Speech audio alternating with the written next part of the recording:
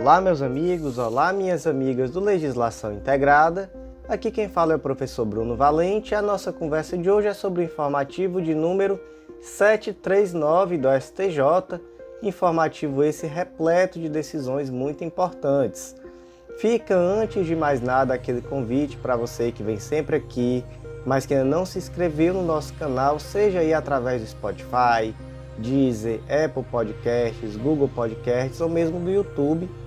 Não deixa de se inscrever no canal e ativar também o sininho para você ficar sabendo de todas as novidades. E também aquele velho convite de sempre para você que ainda não nos segue no Instagram @legislação_integrada, onde também postamos novidades jurídicas diariamente. Então, sem mais delongas, vamos começar. O primeiro julgado do dia foi inserido na Constituição Federal e o destaque ficou da seguinte forma: a interferência do Poder Judiciário em regras de elevada especialidade técnica do setor elétrico, por meio de medida liminar, configura grave lesão à ordem e à economia pública. Gente, aqui foi uma decisão em um pedido de suspensão de liminar. E essa dita liminar tratava de uma questão ali extremamente técnica, com a limitação do fator de aplicação, que é o tal do GSF, que é como se fosse traduzindo, seria o fator de escala de geração, onde havia uma limitação ali do valor, do percentual máximo que esse fator poderia ser aplicado lá naquelas operações de compra e venda de energia, por meio da Câmara Comercializadora de Energia Elétrica. Então, assim, uma questão extremamente técnica. E a determinação desse valor, desse chamado GSF, que traduzindo seria algo como fator de geração de escala, essa determinação desse valor leva em consideração, você pode imaginar aí, o N fatores, fatores políticos externos e etc. E aí houve essa liminar que limitava esse valor, limitava esse percentual a 5%. E aí o STJ deferiu a suspensão dessa liminar e decidiu que não cabia ao Poder Judiciário se imiscuir em situações como essa que demandam elevada especificidade técnica. Então realmente não caberia ao Poder Judiciário, que não tem essa expertise, se adentrar em situações como essa. E aí nem foi um tema que veio aqui no destaque do julgado, mas é muito interessante lembrar sempre da doutrina Chenery, que é uma doutrina que já foi mencionada em outros informativos. Então aqui, por exemplo, eu trouxe uma decisão do informativo 605, que tratava sobre a impossibilidade do Poder Judiciário interferir na definição da tarifa de transporte público do município. Então lá naquela outra decisão veio a menção a essa doutrina, que é uma doutrina norte-americana, segundo a qual o Poder Judiciário não pode anular um ato político adotado pela administração pública sob o argumento de que ele não se valeu de metodologia técnica. Por quê? Porque o Poder Judiciário não tem essa expertise técnica para avaliar se a administração de fato adotou ou não diretrizes técnicas.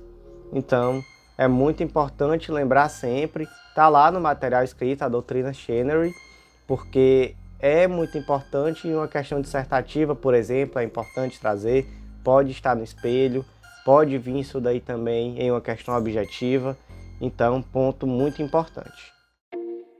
Próximo julgado do dia inserido no Código de Processo Civil, e o destaque ficou assim: a mera pendência de ação judicial no Brasil não impede a homologação da sentença estrangeira, mas a existência de decisão judicial proferida no Brasil, contrária ao conteúdo da sentença estrangeira, impede a sua homologação. Ou seja, olha só a diferenciação. O que impede a homologação da sentença estrangeira? É se já houver uma sentença brasileira. Se já houver, ou melhor, uma decisão judicial brasileira. Agora, se houver simplesmente uma pendência de ação no Brasil, nesse caso, já não há nenhum empecilho à homologação daquela decisão judicial estrangeira. Por quê? Porque lá no artigo 963, inciso 4º do CPC, está determinado que constituem requisitos indispensáveis à homologação da decisão judicial não ofender a coisa julgada brasileira.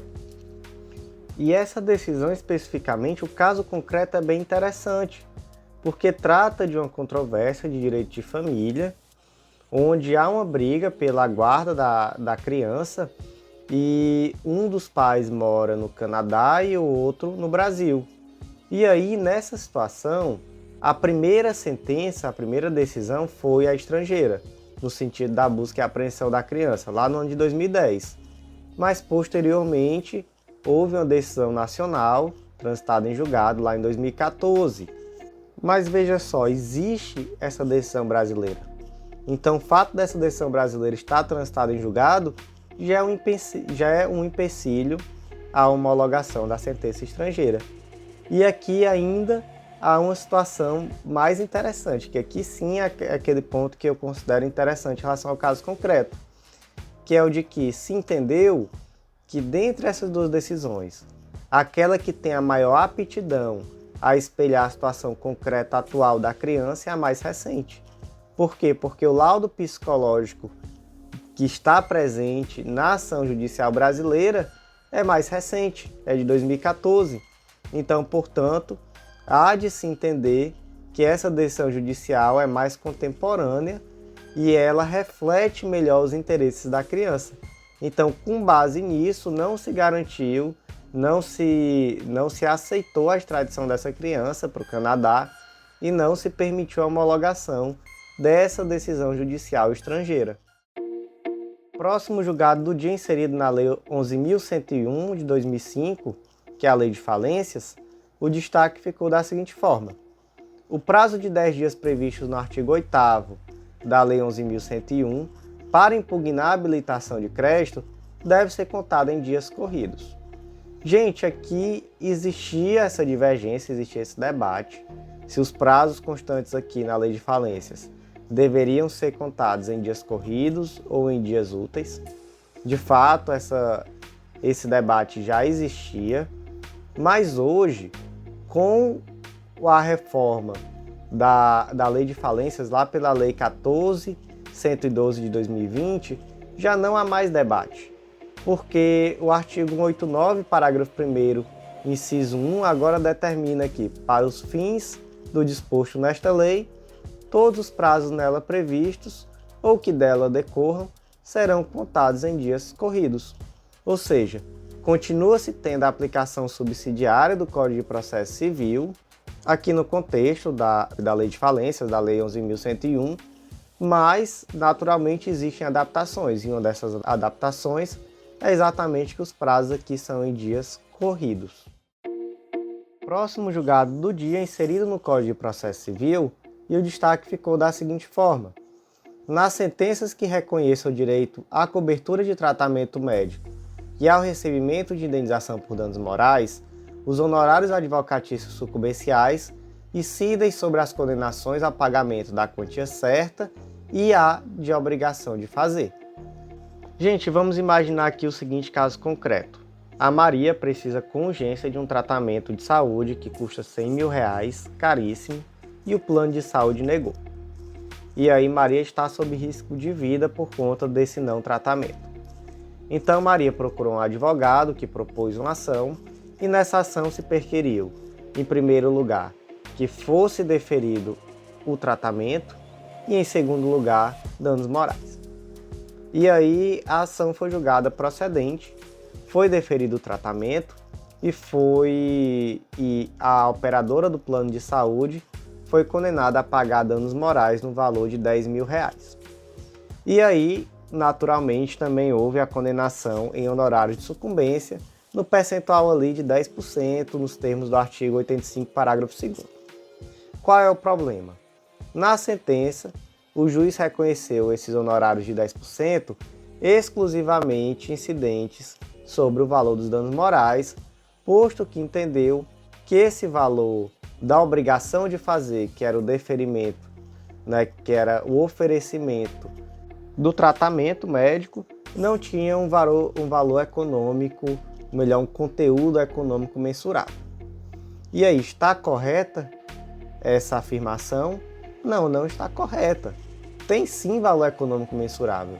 É muito simples você determinar que, por exemplo, uma intervenção cirúrgica custou X ao hospital, X ao plano de saúde, porque existe uma tabela que determina o que vai ser pago a título de profissionais, de UTI, a título de hospital.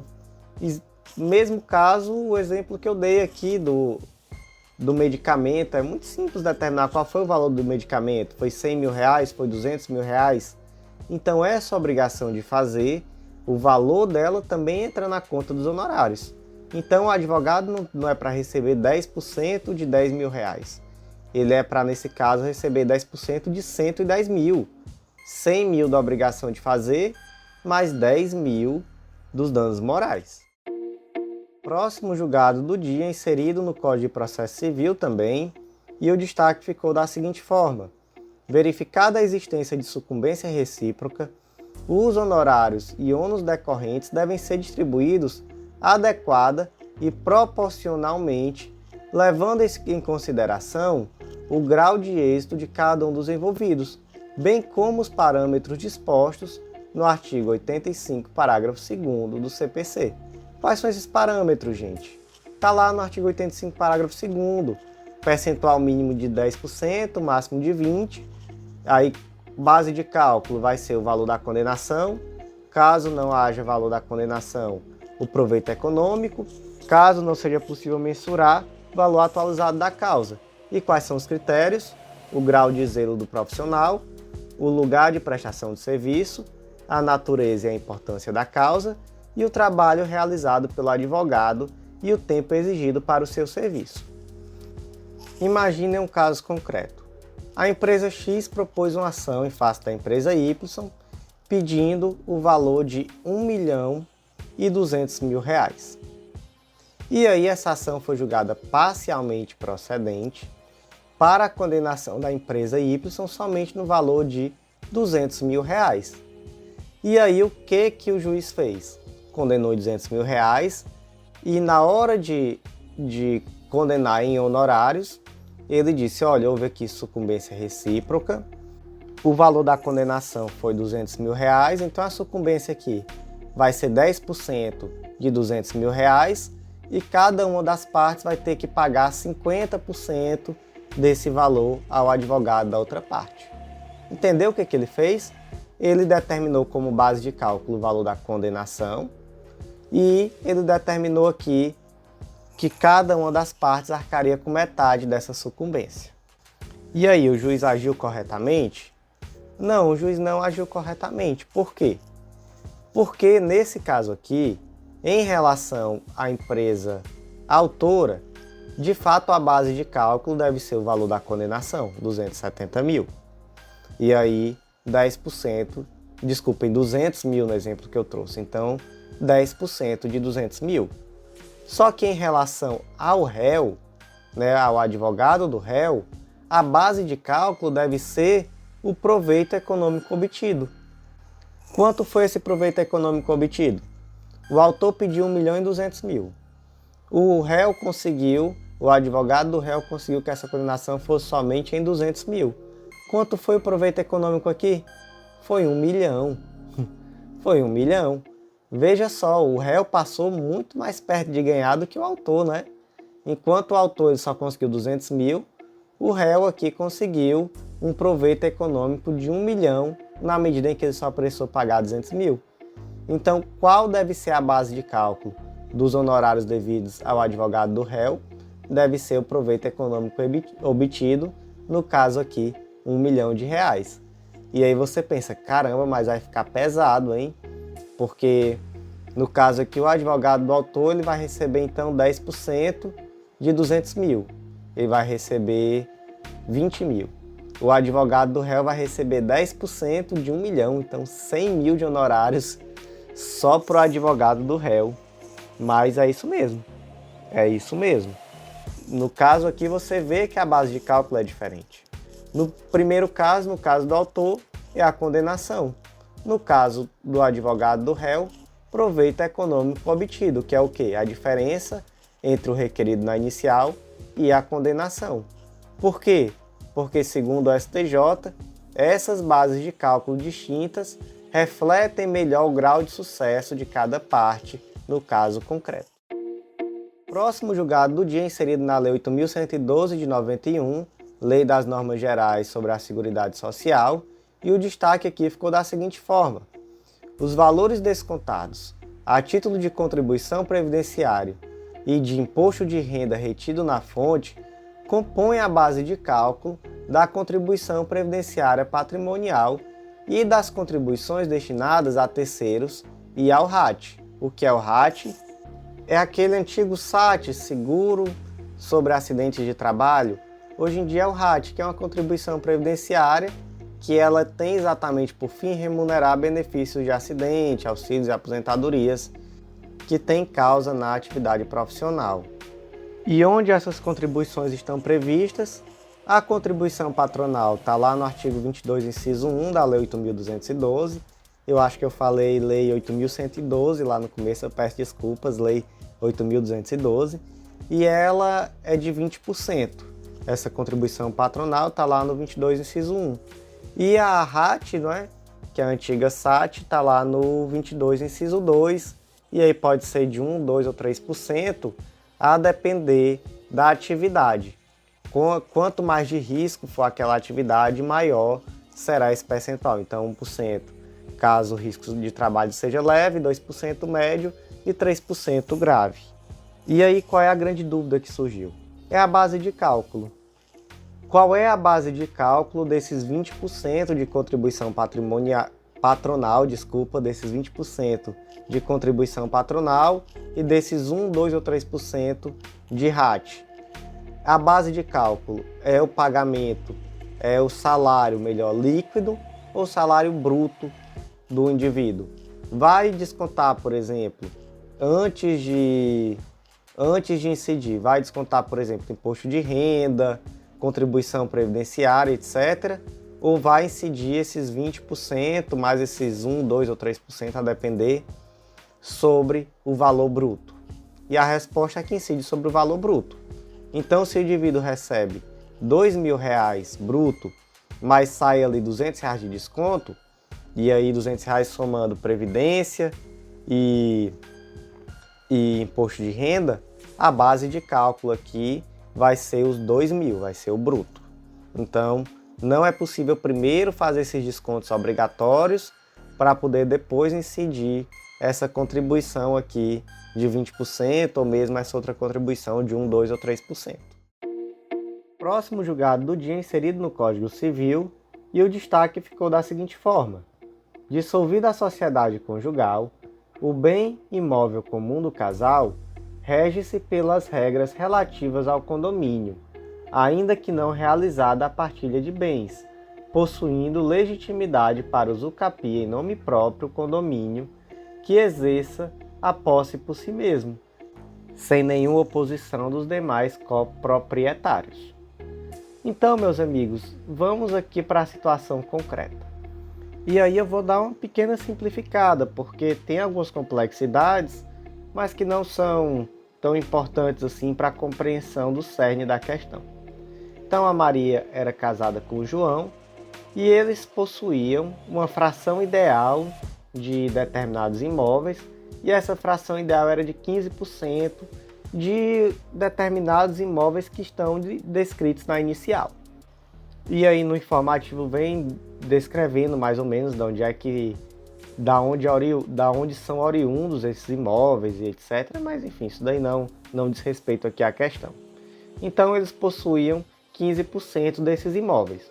E aí Maria e João se separaram, João foi embora e passou 23 anos sem jamais ter tido qualquer tipo de ação no sentido de se afirmar como coproprietário desses imóveis. Então, por exemplo, durante esse período, Maria administrou esses imóveis, recebeu os aluguéis, e João jamais foi atrás de receber um aluguel, jamais se colocou como coproprietário, enfim. Maria exerceu plenamente a sua propriedade como se fosse a única proprietária. Passados longos anos, Maria propôs a usucapião extraordinária para que esses bens passassem a ser unicamente seus, ou melhor, né, falando de uma forma mais tecnicamente correta, o usucapião é matéria de fato, então Maria percebeu que já se passaram mais de 15 anos e propôs a ação para reconhecer que houve a usucapião desses bens e que, portanto, agora ela era a proprietária única desses bens. E aí João contestou e afirmou que não seria possível essa usucapião. E aqui tem só mais uma pequena complexidade que eu esqueci de mencionar, que nesse caso houve o divórcio, mas não houve a partilha dos bens. E aí o que o STJ decidiu? Veja só um trechinho. A jurisprudência deste Tribunal Superior assenta-se no sentido de que, dissolvida a sociedade conjugal, o bem imóvel comum do casal rege-se pelas regras relativas ao condomínio, ainda que não realizada a partilha de bens, cessando o estado de mancomunhão anterior. Ou seja, já não há mais aqui uma mancomunhão daqueles bens. O que é esse estado de mancomunhão? É aquele estado em que os bens ficam após o casamento. E há uma diferença entre a mancomunhão e o condomínio. Na primeira, na mancomunhão, a metade dos bens pertence de forma ideal aos cônjuges. Então existe ali uma mancomunhão, né, ideal do bem. Já no condomínio, cada um dos indivíduos é proprietário de uma fração do bem. Então veja só a diferença. Enquanto na mancomunhão os dois são proprietários do bem em sua integralidade, então cada um ali possui metade, mas se está falando da integralidade do bem, no condomínio existe aí essa diferença, já que cada um seria proprietário de frações ideais do bem. E aí, nesse caso concreto, a usucapião era possível? E aí, o STJ decidiu que sim. Veja só. No caso, após o fim do matrimônio, houve completo abandono do cônjuge não, que graças a Deus eu não sou Sérgio Moro.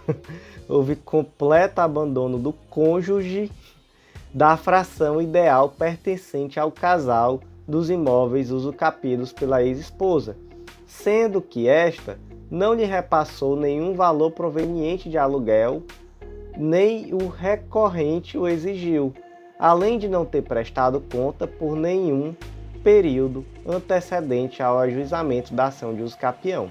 Em razão disso, revela-se descabida a presunção de ter havido a administração dos bens pela recorrida. O que houve foi o exercício da posse pela ex-esposa do recorrente, com o ânimo de dona a amparar a procedência do pedido de usucapião. Então, olha só que interessante.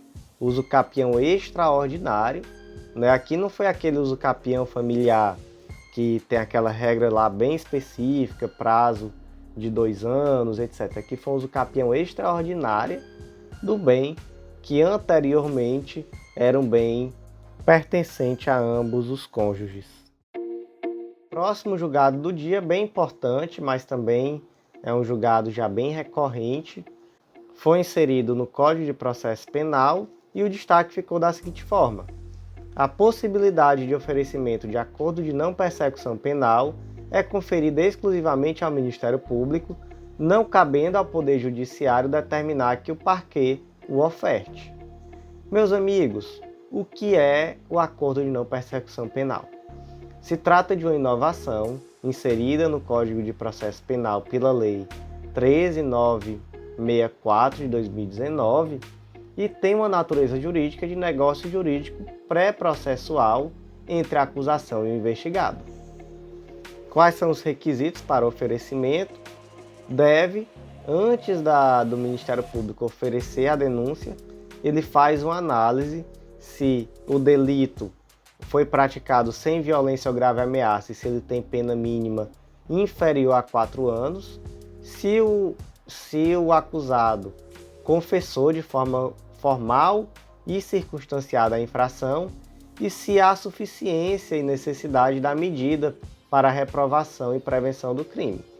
Então veja só, havendo esses requisitos formais de pena mínima inferior a 4 anos, delito sem violência ou grave ameaça, e também havendo a confissão formal e circunstanciada da infração, cabe ao Ministério Público avaliar se o oferecimento desse acordo pré-processual, né, que seria um acordo de não persecução penal, ele é suficiente e necessário tanto à reprovação quanto à prevenção do crime.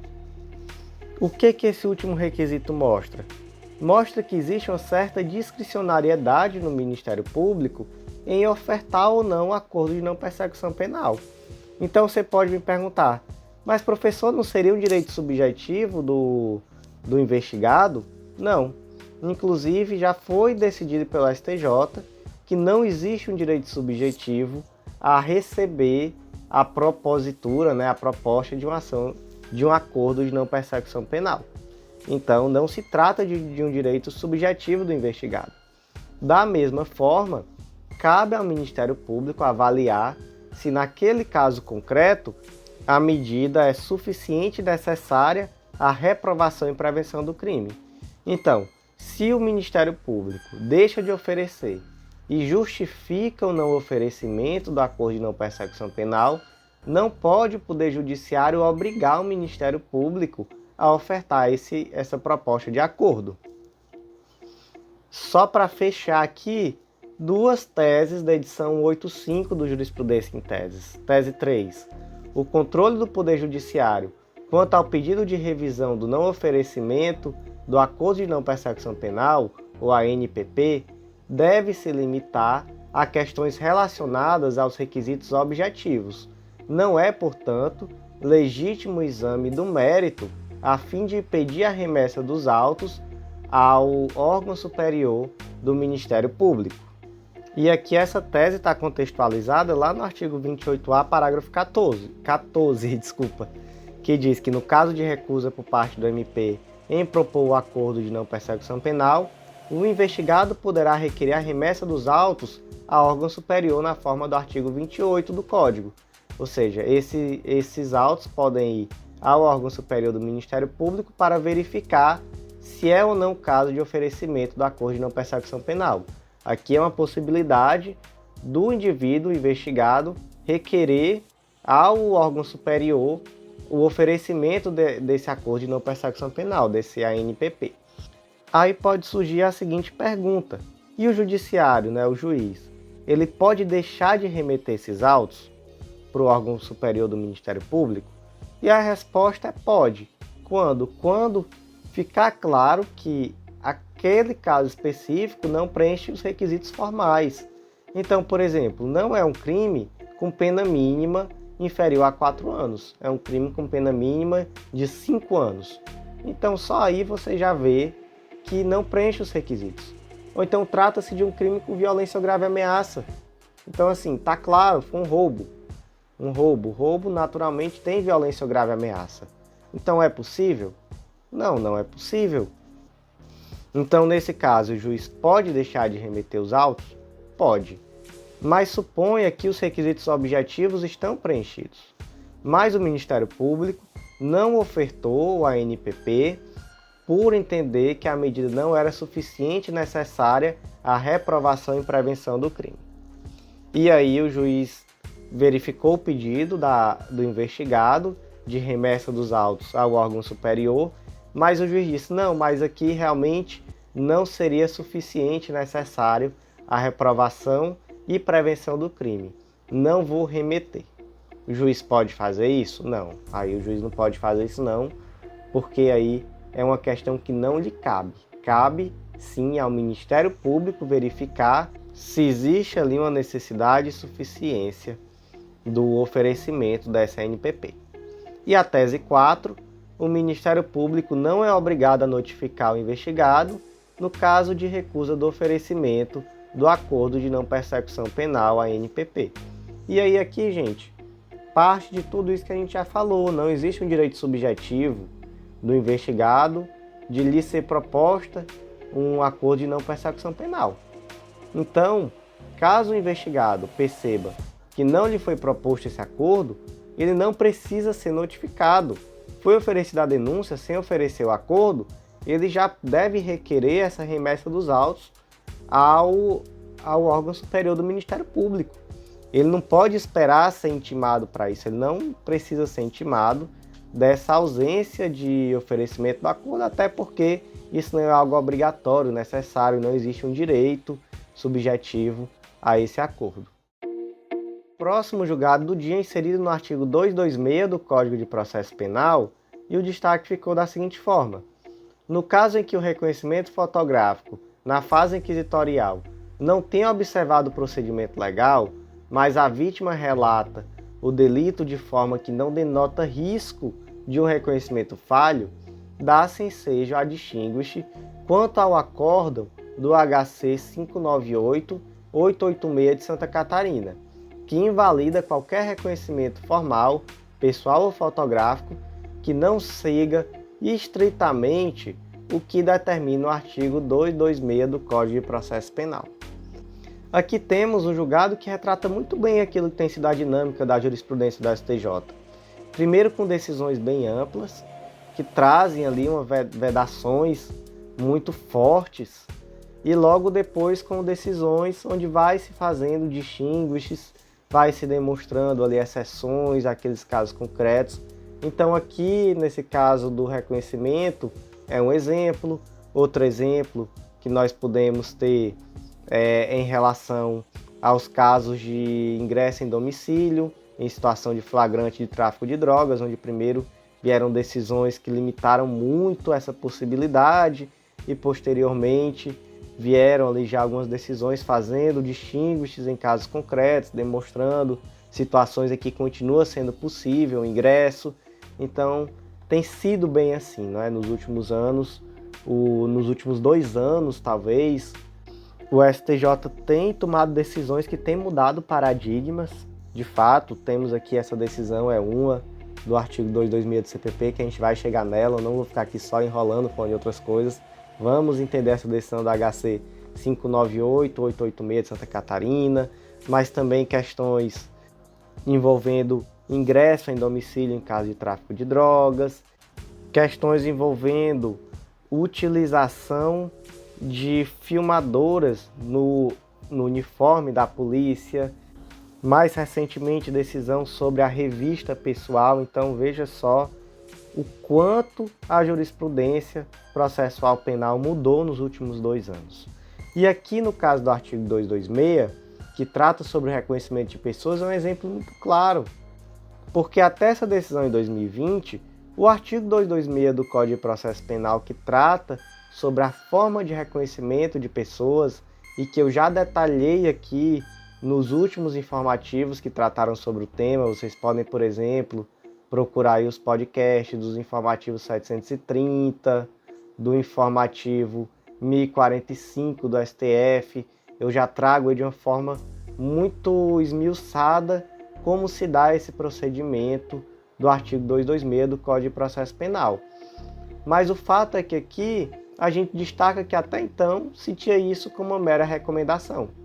Mas aí a 6ª turma do STJ trouxe essa decisão, onde se deixou muito claro que não se tratava ali simplesmente de uma mera recomendação, mas de algo obrigatório, que a ausência de utilização desse procedimento, por ser algo grave que realmente poderia levar, e muitas vezes leva, a reconhecimentos falhos, a criação de falsas memórias, etc. Então esse reconhecimento feito de forma a não atender o procedimento do artigo 226 contamina com nulidade aquela prova produzida. Isso é o que foi decidido no HC 598-886, e quando essa decisão da 6ª turma foi tomada, inclusive eu comentei que, olha, essa decisão aqui foi tomada para mudar toda a jurisprudência. Ficou muito claro aqui, nas próprias palavras dos ministros, que a intenção aqui é mudar a jurisprudência. E aí, de fato, logo depois, houve uma adequação do entendimento da 5ª turma do STJ, depois também o STF trouxe ali no informativo 1045 uma decisão também no mesmo sentido.